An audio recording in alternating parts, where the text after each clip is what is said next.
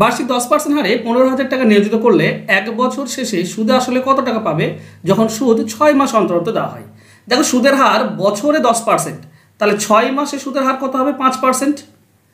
এবার আমার কাছে আছে কি? আমার কাছে আছে 1 বছরে সুদ, মানে 2 বার সুদ পাবো, 6 মাস 6 মাস 2 বার।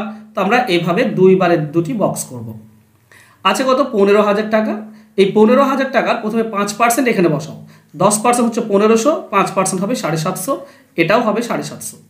এই 750 5% এখানে বসাও। 10% 75 হবে, তার মানে হবে 37.5, তার মানে এটা হবে 1500 37.5, এটাই হবে সুদ। 1500 37.5 এটাই হচ্ছে সুদ।